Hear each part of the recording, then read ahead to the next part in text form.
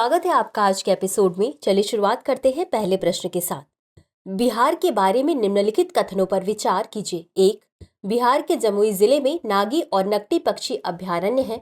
2. इन दोनों पक्षी अभ्यारण्यों को रामसर सूची में शामिल नहीं किया गया है। उपर्युक्त में से कौन सा या कौन से कथन सही है या सही है? ए केवल 1, बी केवल 2, सी 1 और 2 दोनों, डी न तो 1 और न ही 2। इस प्रश्न का सही उत्तर है विकल्प ए केवल 1। अगला प्रश्न है, मंत्रिपरिषद के बारे में निम्नलिखित कथनों पर विचार कीजिए। 1. संविधान के अनुच्छेद 74 में मंत्रिपरिषद के गठन के बारे में उल्लेख है। 2. अनुच्छेद 75 मंत्रियों की नियुक्ति, कार्यकाल, योग्यता और वेतन इत्यादि से संबंधित है। उपर्युक्त में से कौन सा या कौन से कथन सही है या सही है?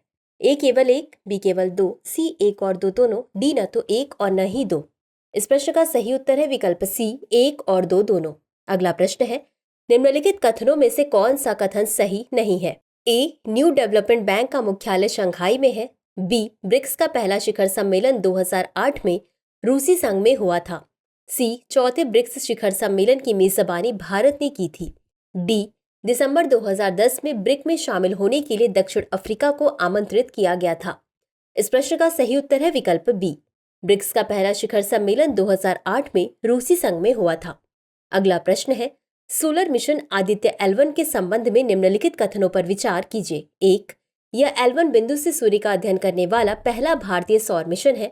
2. इसका प्रक्षेपण GSLV C57 रॉकेट का उपयोग करके किया गया था। 3. अंतरिक्षयान को सूर्य पृथ्वी प्रणाली के लैग्रेंजियन बिंदु 1 यानी L1 के चारों ओर एक प्रभामंडल कक्षा में स्थापित किया गया है। उपर्युक्त में से कितने कथन सही है या सही है? ए केवल 1, बी केवल 2, सी सभी 3, डी इनमें से कोई नहीं। इस प्रश्न का सही उत्तर है विकल्प बी केवल 2। अगला प्रश्न है, लोकसभा अध्यक्ष के संदर्भ में निम्नलिखित कथनों पर विचार कीजिए। 1. इनके द्वारा निचले सदन की बैठकों की अध्यक्षता की जाती है। 2. वह गतिरोध को हल करने के लिए अपने मतदान के अधिकार का उपयोग करता है। 3. जब सदन मतदान प्रक्रिया शुरू करता है तो अध्यक्ष पहले चरण में मतदान करता है। उपर्युक्त में से कितने कथन सही है या सही है? ए केवल 1, बी केवल 2, सी सभी 3, डी इनमें से कोई नहीं। इस प्रश्न का सही उत्तर है विकल्प बी केवल 2। अगला प्रश्न है, रोस्तोव क्षेत्र के बारे में निम्नलिखित कथनों पर विचार कीजिए। 1.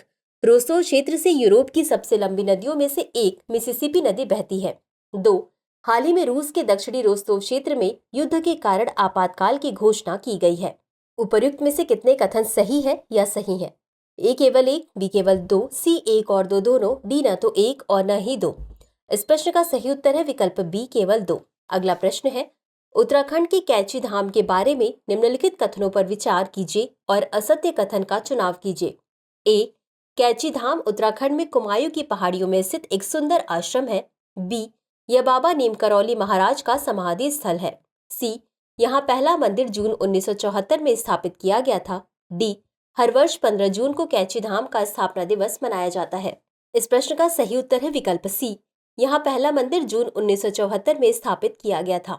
अगला प्रश्न है, वैश्विक लैंगिक अंतर रिपोर्ट 2024 के संबंध में निम्नलिखित कथनों पर विचार कीजिए। 1. शीर्ष 5 में से 4 नॉर्डिक देश हैं। 2. भारत 129वें स्थान पर है जो 2023 से 2 पायदान नीचे है। 3. वैश्विक लैंगिक अंतर रिपोर्ट को 5 आयामों में मापा जाता है। उपर्युक्त में से कितने कथन सही है या सही है? ए केवल 1, बी केवल 2, सी सभी 3, डी इनमें से कोई नहीं। इस प्रश्न का सही उत्तर है विकल्प बी केवल 2। अगला प्रश्न है, पारिस्थितिकीय संवेदनशील क्षेत्र के संबंध में निम्नलिखित कथनों पर विचार कीजिए। 1. यह संरक्षित क्षेत्रों, राष्ट्रीय उद्यानों और वन्यजीव अभ्यारण्यों के आसपास के 10 किलोमीटर के भीतर का क्षेत्र है। 2. पर्यावरण संरक्षण अधिनियम 1986 के तहत पर्यावरण, वन और जलवायु परिवर्तन मंत्रालय द्वारा अधिसूचित किया जाता है। उपर्युक्त में से कितने कथन सही है या सही है? ए केवल 1, बी केवल 2, सी 1 और 2 दोनों, डी न तो 1 और न ही 2। इस प्रश्न का सही उत्तर है विकल्प सी 1 और 2 दोनों। तो चलिए अंत में देखते हैं आज के अभ्यास प्रश्न को। कालाजार के लिए WHO का नया फ्रेमवर्क के संदर्भ में निम्नलिखित कथनों पर विचार कीजिए। 1. यह दुनिया भर के 80 देशों में स्थानिक है। 2. इसे विसरल लीशमैनियासिस या VL नाम से भी जाना जाता है। यह एक घातक परजीवी रोग है। 3. इसके प्रमुख लक्षण बुखार, वजन कम होना, तिल्ली और यकृत में वृद्धि आदि हैं। उपर्युक्त में से कितने कथन सही है या सही है? ए केवल 1, बी केवल 2, सी सभी 3, डी इनमें से कोई नहीं। इस प्रश्न का उत्तर कमेंट बॉक्स में जरूर दें। आज के लिए बस इतना ही। धन्यवाद।